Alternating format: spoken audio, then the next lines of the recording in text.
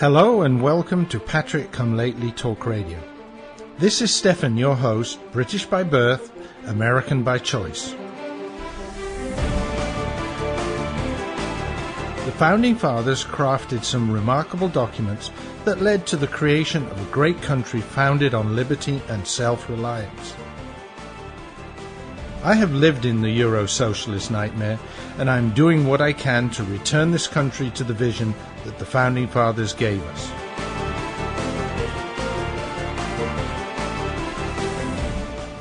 We need to strive to rebuild that shining city on the hill, for without us, the world has nowhere to turn for freedom.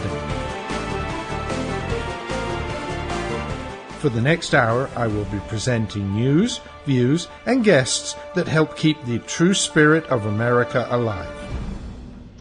And good evening, good afternoon, good morning, wherever, whenever you're listening to the show. This is Stefan, your Patrick Come Lately, British by birth and American by choice, just like the Founding Fathers, as the lady says. Welcoming you to episode 277, Patrick Come Lately Talk Show. Apologies to my regular listeners last week. I did not broadcast at the usual time. A complication there, time zone changes, being on vacation and kind of forgetting what day it was, and also I was at the national meeting of my classic car club up in Milwaukee, and I didn't realize what night it was, and until it was too late to get everything ready. But tonight I am back to my normal schedule, so hopefully you folks will have faith in me and be joining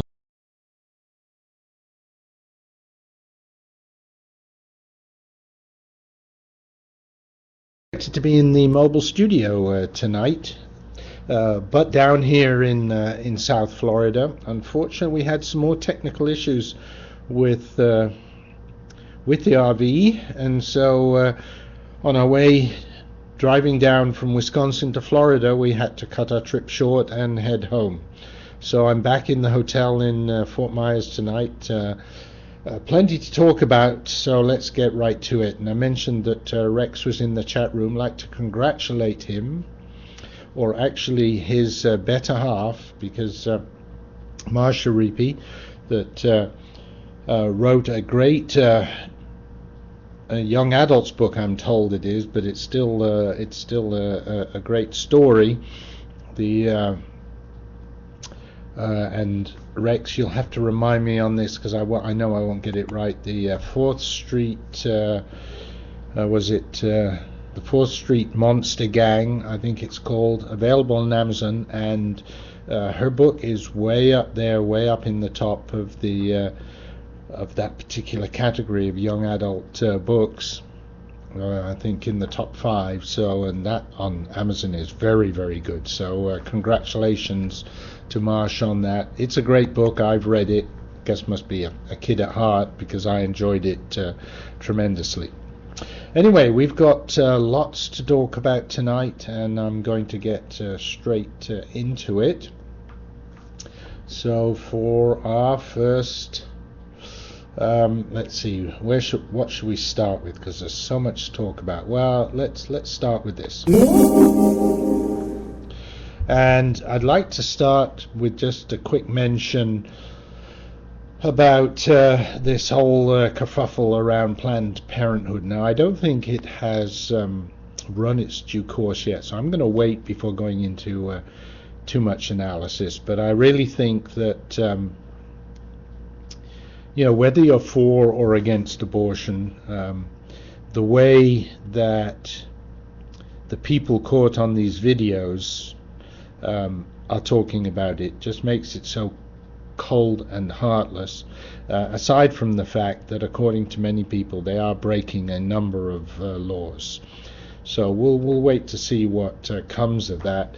And surprisingly enough, the Department of Injustice in Ferguson, in Baltimore, whenever anything like that happens, they've got 50 people investigating there with it at the drop of a hat.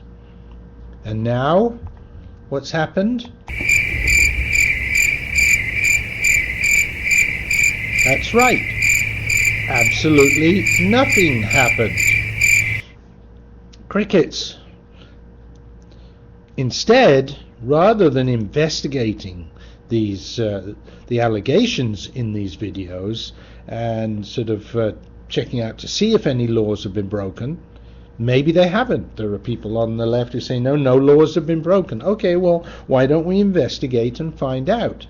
But instead of doing that, the state of California is investigating the group that created those videos to see if any laws have been broken in creating them.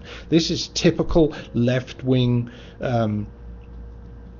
divert the attention tactics, Alinsky tactics. If you're if you're being attacked, then attack is the best form of defense. Attack back. But this is just absolutely unbelievable that they can even get away with this in this day and age. People should be should be disgusted. I mean, like I said, whether you're for or against abortion, that's one thing. But if a group carrying out these abortions is breaking the law, they are breaking the law. But you're going to see, I've got a few examples this time round of how this regime, and by extension most lefties, think nothing of breaking the law if it serves their own purpose. As soon as a Republican does anything which is against the law, they're up in arms and calling for investigations and subcommittees and this, that, and the other. But if they do it themselves, then that's okay. And we're going to see more of that happening. But we'll wait to see. Like I said, I'm going to reserve judgment on this till more comes out. But Planned Parenthood has said, well, these are edited videos. It's what they say every time. They said the same thing with the other James O'Keefe videos. Yeah, it's taken out of context. Well, the group that made these videos is putting them up on the web in totally unedited forms, that you can see that it is basically the summaries that we've seen online and on TV are even more horrific if you see them in their unedited forms, and nothing is taken out of context in those summaries, in those snippets that we've seen. It is all just very, very disgusting how these people don't seem to understand that they are actually breaking the law. Okay, well, folks, let's let's move on to a new topic. And this is, again, talking about King Barry, who's now traveling around Asia and the Middle East, just jumping around everywhere. He needed another vacation, so he took Air Force One out for a spin again, costing us another $7 or $8 or $10 million while he goes off on this trip. But instead of playing the president that he's supposed to be, he can do nothing else but just be the consummate, corrupt, left-wing politician. And he stooped to lash out at Governor Huckabee. It used to be that the president was supposed to be, once he was elected, was supposed to be above all this party stuff, and supposed to be at least have a modicum of sensibility for the other side and politeness to the other side. And that's one thing. You can say what you like. I don't think very much of the job that George Bush did, W, of course. In his time in office, at the end, he ended up being a big spending Republican, very similar to the Democrats. But one thing he did do, he had class and civility to the military, but also to his opposition. And also when Obama came in, remember, he never said anything bad about Obama until many, many years ago. And I think that's only because Obama was constantly saying so many bad things about him. He finally could not help himself but jump in on that. So King Barry is out in the rest of the world, and while he's in the rest of the world, while he's talking to other countries, he stoops, and it is just that, he stoops to lash out at Governor Huckabee. Now, again, whether you agree with what Huckabee said, whether you think it may have crossed a line, it was, and I will give you, it was close to a line. I think what he said, it's a little bit like Trump, is close to the truth. Whether a candidate for presidency should say something that close to the line, I don't know. Many of you will think he crossed the line, but that's something that he did. There was no need for Khalif Hussein to jump in and react to that, especially in front of the foreign press. If you do it at home, that's one thing. If you do it abroad, it just shows how petty, and it brings down America. But of course, let's face it, time and time again, and you can say what you like about, oh no, but it isn't that, he doesn't mean it, this, that, the other. He does nothing else but bring down America, and he's done it again. Now, the left is always talking about the incivility of the GOP or the Tea Party or conservatives or basically anyone who speaks out against them. But what King Barry did was beyond the pale, and he's the head of their movement, and he's the most uncivil person to ever hold that position in the White House. Not only that, he is very egotistical. Now, we knew that, but he said something very frightening. Perhaps, for me, the most frightening thing that he has said for a long time. And, well, let me tell you what he said. You may have read about it. If you hadn't heard this, it made my blood run cold.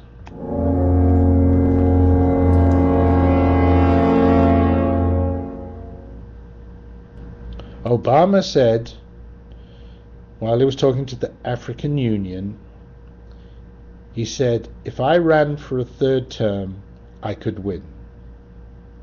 During his speech, he told the assembly there that he felt he had been a pretty good president. Boy, he must be smoking something. Oh no, Michelle doesn't allow him to smoke, but I'm sure he does. And if he were allowed to run for a third term, he'd probably win. Listen to that, folks. If he were allowed to run for a third term, he'd probably win. Surprisingly enough, he made the remarks while criticizing the African leaders who wouldn't step aside at the conclusion of their terms. Now, isn't that interesting? But of course, a silly thing like laws or morals don't apply to him. They do apply to everybody else, but of course they don't apply to him. Obama said, "Let me be honest with you. I do not understand this. I am in my second term. It has been an extraordinary privilege for me to serve as the President of the United States. I cannot imagine a greater honor or more interesting job. I love my work. But under our Constitution, I cannot run again. I actually think I'm a pretty good president," he said. "I think if I ran, I could win, but I can't. So there's a lot that I'd like to do to keep America moving, but the law is the law." Now, just the fact that he's thinking that way. This is the guy who said, I think, over 24 times that he could not change immigration laws on his own. He said that 24 times, and then he did so by executive order. So what's he going to do now? Let's just think about it. Suppose Hillary were not so successful. Suppose somebody like Trump, who everyone knows is going to stir things up in Washington, would continue to lead. Do you think he might sign an executive order? Do you think he might declare martial law? That's why I said this is probably one of the most frightening things that we have ever heard in a long time. Just the fact that this a-hole is thinking about it makes me shiver, makes me worry. But anyway, folks, it's that time again. Time for a short break. I will be back after these messages. You can lose 10, 20, 30 pounds or more with Maximum Slim's first ever rapid weight loss guarantee. Today, you get Maximum Slim, an advanced fat and carb blocker, absolutely risk-free. The all-natural ingredients in Maximum Slim are a powerful weight loss combination. The Maximum Slim formula turns your body into a fat-burning furnace that supercharges your weight loss. Advanced fat and carb blocker stops the breakdown of sugar so your body doesn't store it as fat. Today, you'll get both of these products absolutely risk-free with no obligation. Only pay shipping. There are no expensive meal plans or exhausting DVDs. Just take Maximum Slim twice a day. It's fast, simple, and now it's guaranteed. Look, you can start losing weight today or not. Go back to your high school days and wear your favorite jeans again. Guaranteed. Call now and get both weight loss formulas free. Call 800-451-0228. 800-451-0228. That's 800-451-0228. Doc, you gotta give it to me straight. All right. 'Cause I'm dying here. I mean, take a look at this letter from the IRS. Oh, my. This is killing me, Doc. I tell you, it's killing me. Cheer up, my friend. Huh? The tax doctor is here. My diagnosis tells me that you're going to be just fine. Really? The tax doctor will not rest until we find you the best possible tax settlement. Really, Doc? Guaranteed. If the IRS claims you owe them $10,000 or more in business or personal back taxes, call a tax doctor right now. We could save you up to 75% if you qualify. Guaranteed or you pay nothing. Call right now for free details. 800-917-8546. 800-917-8546. 800-917-8546. That's 800-917-8546. This is Patrick Come Lately Talk Radio, coming to you live via the internet, via rebroadcast on WRSDB, the Red State Talk Radio Network, or from the recordings at archives.patrickcomelately.us.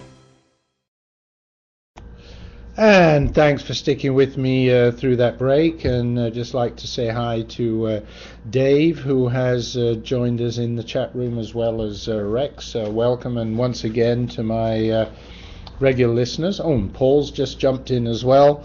Hi, Paul. To all of you there, my apologies for the little mix-up last week. Anyway, I want to go on with the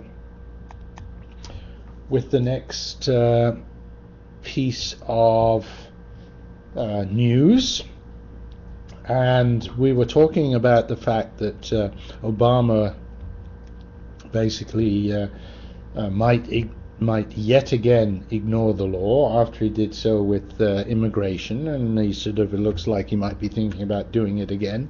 And as Rex said, yes, we have read the book where that actually was prophesied, but it isn't just him. It isn't just King Barry who changes the laws as he sees fit. That way of thinking permeates through the whole regime. For example, let's have a look and see what Kerry said. John Kerry was testifying before the House of Representatives on the deal, the nuclear deal with Iran, or as we should properly call it, the Islamic Republic of Iran. Remember that. That's the right way. He was testifying, and Congressman Brad Sherman, a Democrat, note you, not a Republican who was sort of asking nasty questions, but Brad Sherman, a Democrat from California, asked what the regime would do, he asked what the administration would do if Congress overrides a veto and rejects the deal.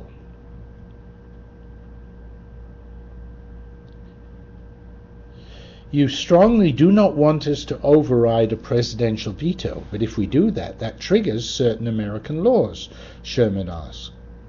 I'd like to give you an opportunity. You don't want us to do it. You think it's terrible policy. You think the rest of the world would be against us. But let's say Congress doesn't take your advice, we override a veto.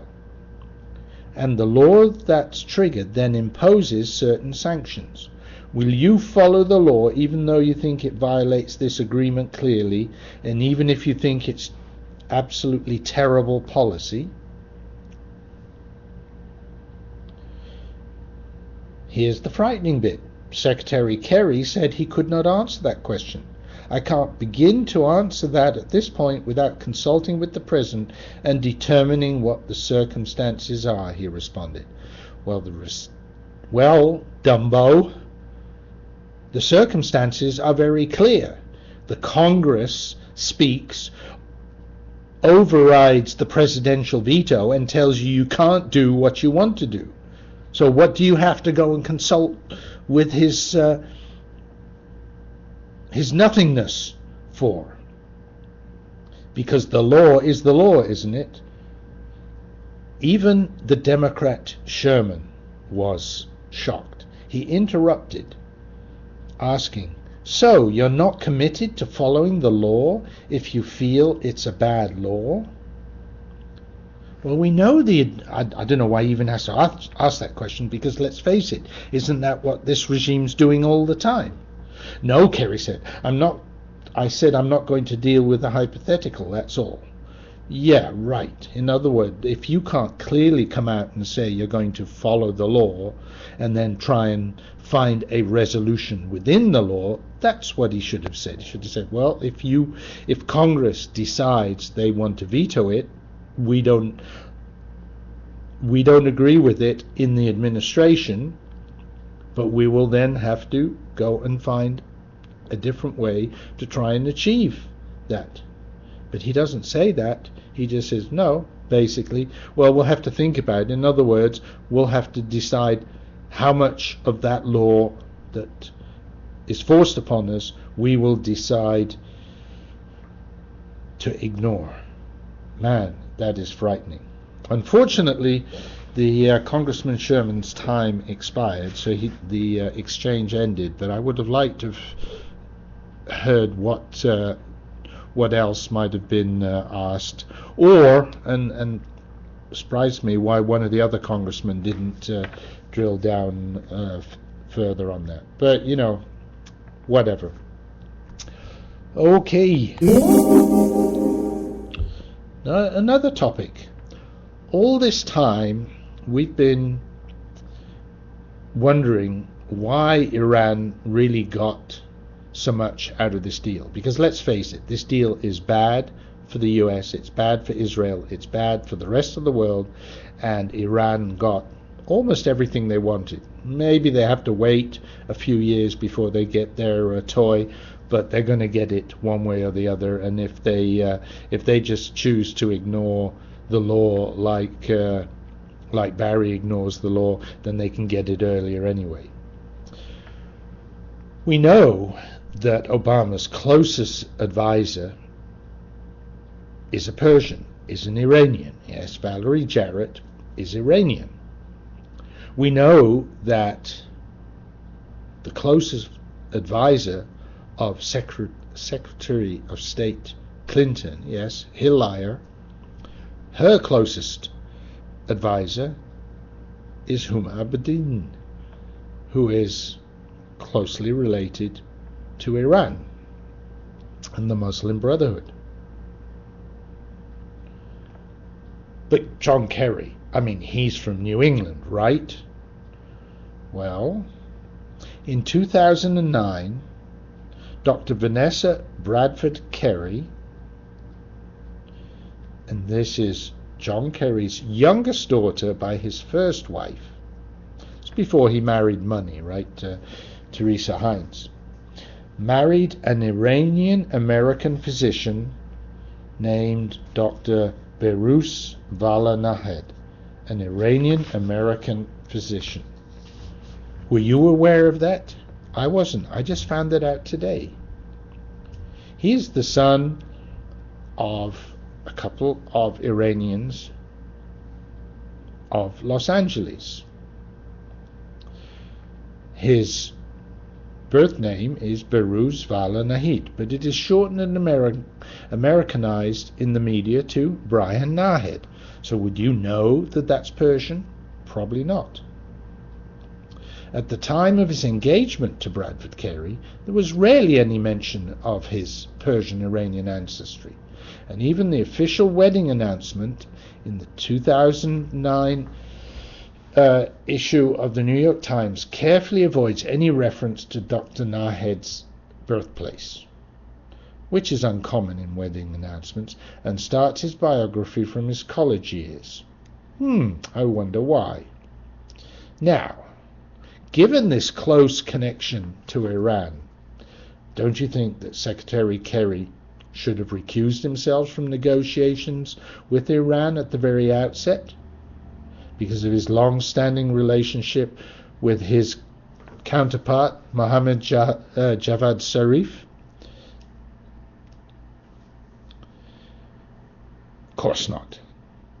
If the Supreme Court justices who officiated at gay weddings don't recuse themselves when deciding on gay marriage, why would John Kerry recuse himself?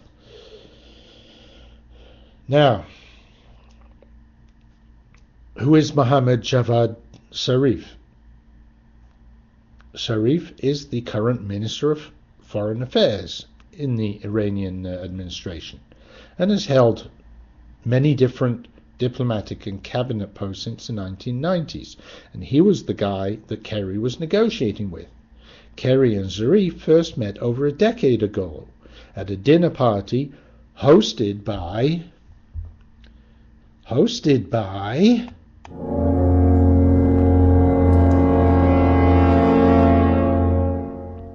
George Soros at his Manhattan penthouse. What a surprise.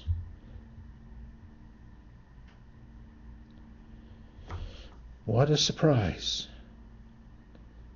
The dots are getting connected, and it gets even more frightening. So,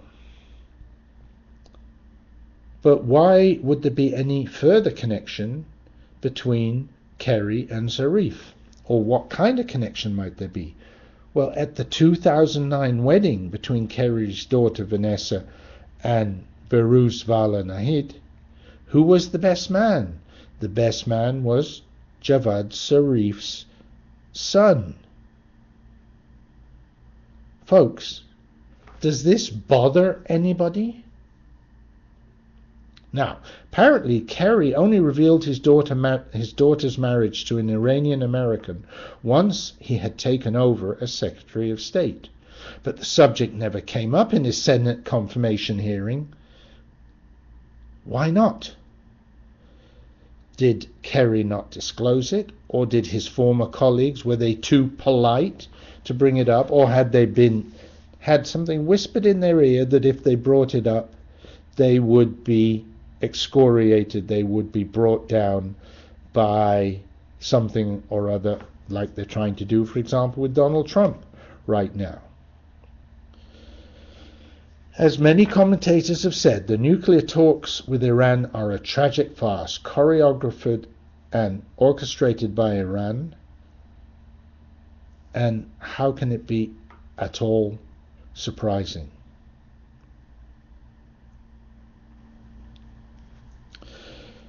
Kerry actually, on the occasion of the recent traditional New Year holiday for Iranian, actually mentioned the fact that his daughter was married to an Iranian American, and he said, "I am proud of the Iranian Americans in my own family and grateful for how they have enriched my life." Oh, that's just like Obama said last week, how the Muslims have built the very fabric of America.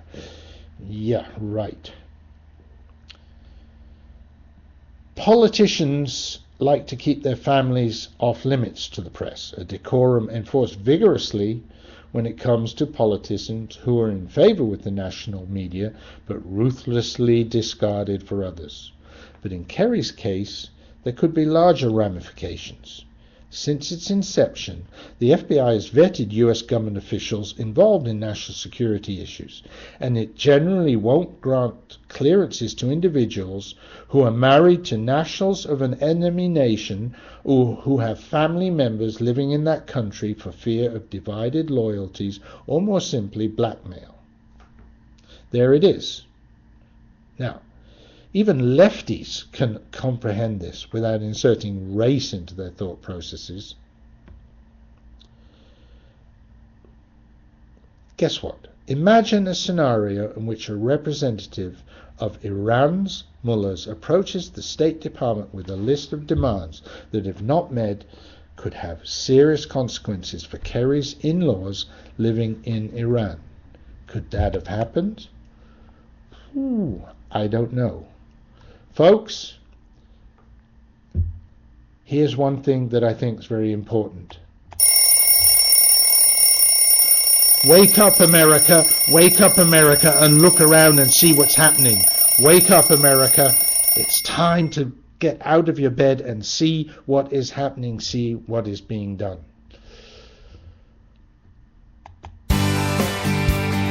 Patriot come lately.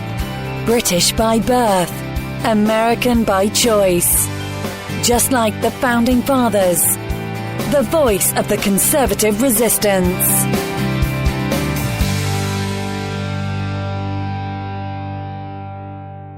Every day, millions of Americans grow more concerned about the future of our great nation. The truth is, over the last century, a small but powerful collectivist movement known as progressivism has debased our politics, our culture, and our currency. We're just a small step from falling into 1,000 years of darkness, as Ronald Reagan warned. Friend, this is Pat Boone with an important free offer on a hot new book called The Great Withdrawal by Craig Smith and Lowell Ponte. This new book explains how we, the people, can end this fatal detour into big government and get back on the path of faith and freedom charted by our founders. Call now for a free copy of the hot new book called The Great Withdrawal. Call now for your free copy. 800-978-3901. 800-978-3901. 800-978-3901. That's 800-978-3901.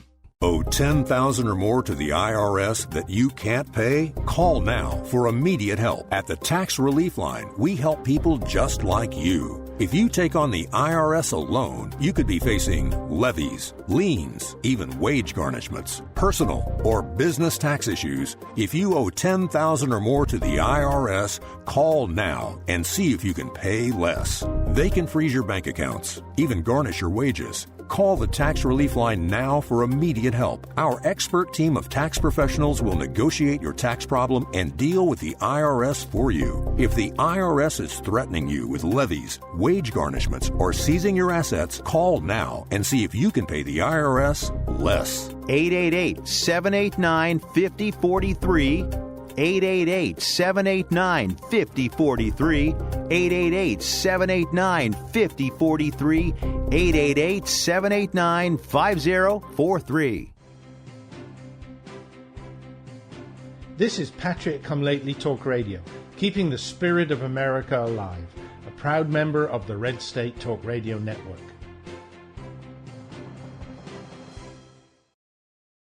And thanks for sticking with me through that break. We're at the just past the halfway point of the show. Time is flying along. Just a reminder to my listeners, if you enjoy the show, please tell your friends, family, even your enemies. Especially if you don't like the show, please tell your enemies. But we need to get these messages out. The reason I do this is to try and help people understand why we have to change things in Washington. Now, I've got some good news coming along I'd like to handle in the second half of the show, but before we do that, going to do a little bit of dreaming, and this is a song that I've played a few times before. Hope you like it. It is wishful thinking, I think. You never know. As Walt Disney said, if you can dream it, you can do it. Who knows? Maybe.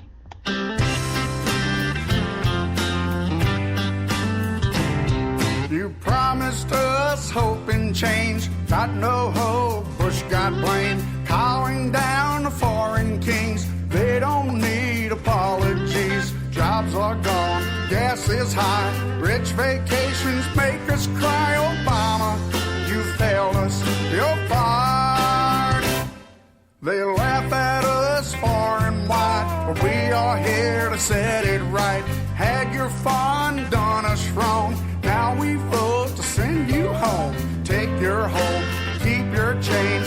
All you do is give us pain. Obama, you failed us, you're fired. Like a lone ranger, we're hip to your game. Not afraid of the danger, we don't give a dang. Fearless crusaders, we got pride. Obama, you failed us, you're fired. Yeah.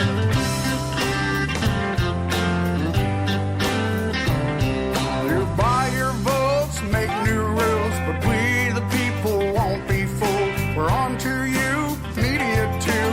Compromise will never do. Had enough sacred cows, your days in power numbered now. Obama, you failed us, you're fired. Like a lone ranger, we're hip to your game. Not afraid of the danger, we don't give a dang. Fearless crusaders, we got pride. Obama, you failed us, you're fired. So break out that suitcase, pack up those fruitcakes. Obama, you failed us, you're fired. Obama, you failed us, you're fired. Goodbye. And that was Bruce Ballot with that great song, Obama, You're Fired. Of course, you're fired. That's, yes, we will be talking about Trump shortly. But first of all, I want to talk about another very brave person. So before we start on that, and this very brave person is North Carolina Representative Mark Meadows. Mark Meadows has put forward a motion to vacate the chair, basically to fire the Speaker of the House. Now, he's not getting very much support. Even Representatives Mulvaney and Jim Jordan of Ohio, both Republicans, who are fierce and frequent critics of the leadership, thought that the move was ill-advised. It was done just before they're about to go for their 5-week summer recess, and it's offered in such a way that it does have to be voted on very quickly, but not immediately. And most Republicans say it would be hard to cobble together the votes, because what's going to happen? Anybody who dares to vote against Boehner, if they don't get rid of him, then they would call upon them the most horrible retribution from the GOP establishment and Boehner himself. Meadows, he's a second-term Republican, hadn't even asked for a meeting with Boehner to air his gripes, and he just kind of sprung it on him. Now, Mark Meadows was involved in being stripped from one of his subcommittee chairmanships earlier in the year, and then through public acclaim, it was actually given back to him. But basically, he came out and said, and he was interviewed today on Mark Levin, I managed to hear that, and he basically just said, the GOP establishment is operating just like Nancy Pelosi, and basically if you don't vote the way they want, then you are stripped of any privileges in Congress. And he's saying, rightly so, that that's not what the founders intended. It was supposed to be somewhere where you could have open and free debate, and you could vote your conscience. But if you do that, then you're going to then you're going to lose the ability to have your bills brought to the floor, committee chairmanships, subcommittee chairmanships. All of those things will be stripped, because what the GOP establishment is trying to do is set up a central government, even within the party, and control it all in a small elite group of people. Doesn't it sound similar to what the left are trying to do to the government as well? Exactly. There is very little different between the GOP and the Democrats right now in terms of what they want to do with the government and how they want to do it. So he's put that forward, and like I said, I think he's a very brave man. So it's going to make some people think, though. The worm perhaps is turning, and maybe there is still hope for us. Now, Boehner's allies and other figures rushing around, they're probably in contact with all of the left-wing publications, Politico, New York Times, etc., and would be digging the dirt to use the Alinsky tactics on Representative Meadows. It'd be interesting to see if he gets any support whatsoever. Now, we saw this week as well Ted Cruz accusing Mitch McConnell of lying, and other conservative senators are forcing McConnell into a series of uncomfortable votes. So there's I think there's a lot of people in Washington now all of a sudden beginning to realize that things need to change. This is what Meadows said, and Mark Levin said it read a little bit like the preamble to the Declaration of Independence, where they listed all the things that King George was doing. So this is what King John was doing. He tried to consolidate power and centralize decision-making, bypassing the majority of the 435 members of Congress and the people they represent. It's quite true. It accuses the Speaker of using the legislative calendar to create crises for the American people in order to compel members to vote for legislation, which is also true. Why over the last few years did we always have these things where at the last minute there was this rush, we had to vote on something because otherwise, the world was going to collapse. The Democrats were yammering on one side, the Republicans on the other. Why did they let it all go so late? Obviously, it was all orchestrated. The resolution also charges Boehner with using the Rules Committee to limit amendments. Yeah, and we know that he's been doing that. The Speaker has, through inaction, caused the power of the Congress to atrophy, thereby making Congress subservient to the executive and judicial branches, diminishing the voice of the American people, it reads. Whereas the Speaker uses the power of the office to punish members who vote according to their conscience instead of the will of the Speaker. So, folks, brave man, as I said. We'll see what happens. Now, there are others who are now speaking up. For example, Walter Jones, Republican from North Carolina, also said there's a lot of dissatisfaction with the leadership. Now, there is no obvious candidate, but Meadows offered Kevin McCarthy or Kathy McMorris Rogers, as well as the Texas Lamar Smith might call Kevin Brady or Daniel Webster as alternatives. And Dan Webster is somebody that I campaigned for when we managed to get Representative Webster in over our dear friend Dick Grayson. of course, then they redistricted, and Webster retained his seat, but Grayson came in on the new district. Anyway, folks, let's see. Unfortunately, it is time, I see, for our next commercial break, so I will be back shortly. If you're diabetic, this message could change your life. Is your blood sugar out of control even when you do all the right stuff? Are you afraid of diabetic blindness and the risk of amputation, as well as all those other side effects? Well, you should be. Is there anything that could help manage your blood sugar? Nobetes is a natural supplement that may quickly and dramatically lower your blood sugar. My name is Bob Corder. I've been using Nobetes for about 3.5 to 4 months now, and in the first 3 months, I've actually lowered my blood sugars from 500s down to 139, and then it dropped to 88 to 93. My name is Kirsten. I'm a type 1 diabetic, and while taking Nobetes, my blood sugar levels dropped from 295 to 115 in just 1 day. The FDA hasn't evaluated these statements, and Nobetes isn't intended to diagnose, treat, cure, or prevent any disease. But for many, it's helped drop their blood sugar. So if you've been evaluated with high blood sugar, don't delay. Evaluate Nobetes now. Call 800-424-3790 and get 2 bottles free. Just cover shipping and handling. Call 800-424-3790. That's 800-424-3790.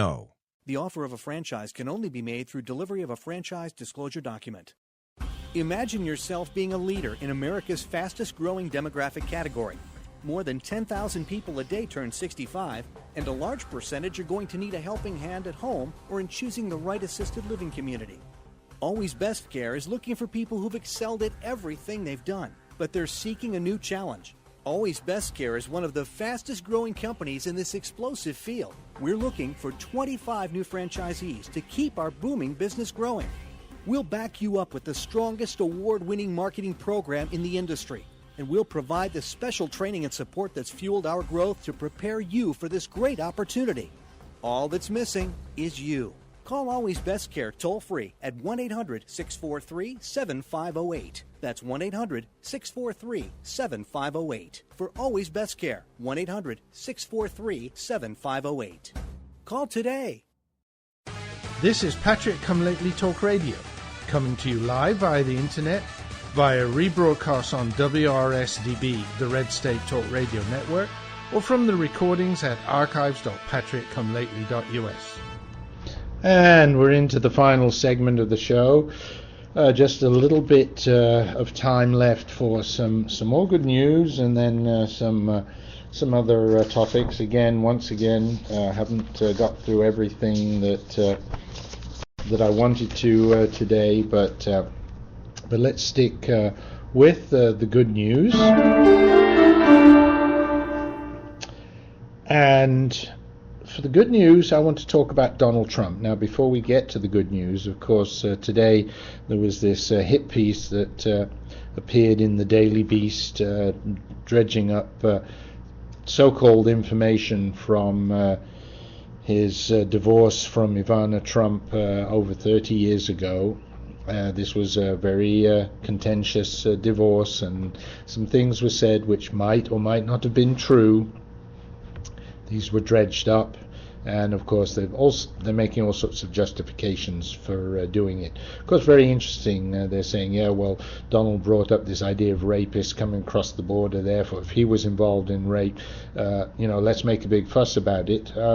What about Slick Willie and his, what was it, 3, 4, 5 women that accused him of rape, and yet that was all hidden away? Why didn't you bring that up, you lefty morons?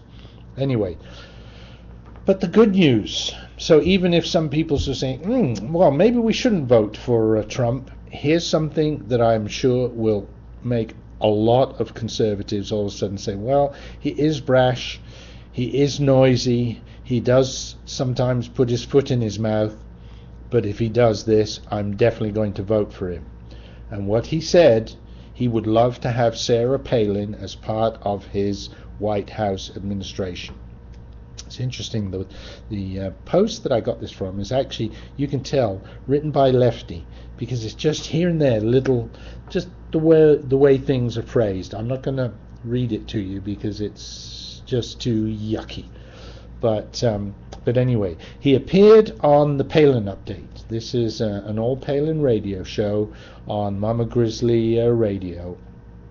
And the host is Kevin Scholler, and he asked Mr. Trump whether he could see himself picking up the phone, giving the governor a call, and picking her brains on some things, or perhaps having her along in some official capacity.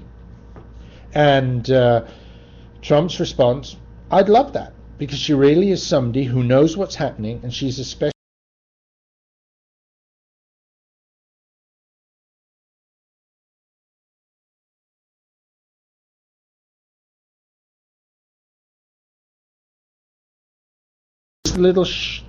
the little dig there from the left. Voters like the Sarah Palin kind of strength. You just don't see very much of it anymore. Boy, if he does that, and I think she should be put into the Department of Energy to oversee the closing down of that department, the slimming down of that department, and make it what it should be, which is not very much. I think she'd do great there, and that would really put her on the path to taking over when Donald Trump leaves the White House. Isn't that a fantastic dream? Okay. Let's see. I think we need to do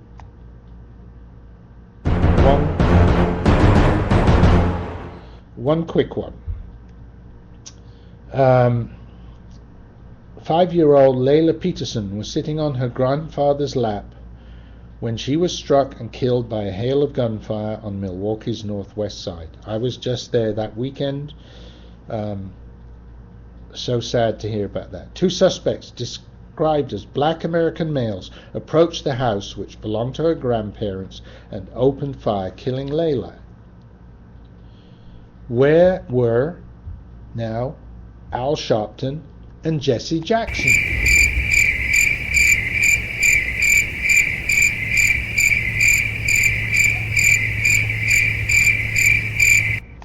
That's right.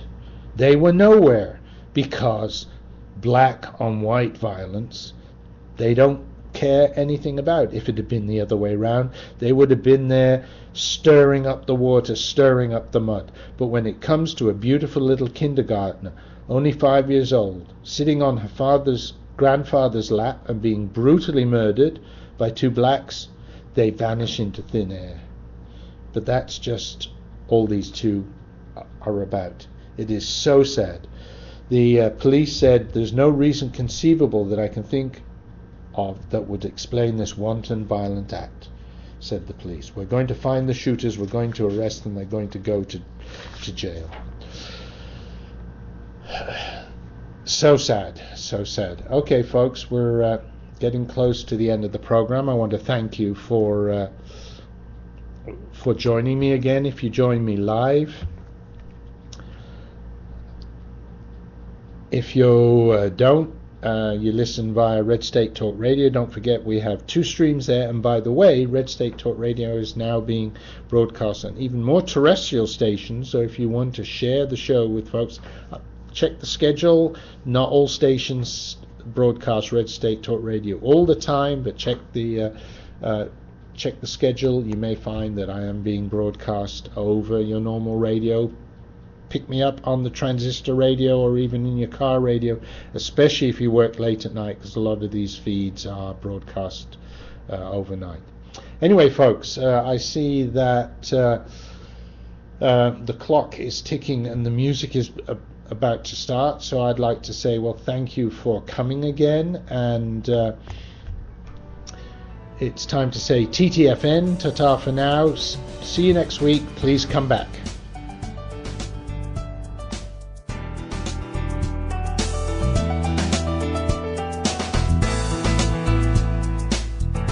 Thank you for listening to the show. I hope that you enjoyed tonight's topics.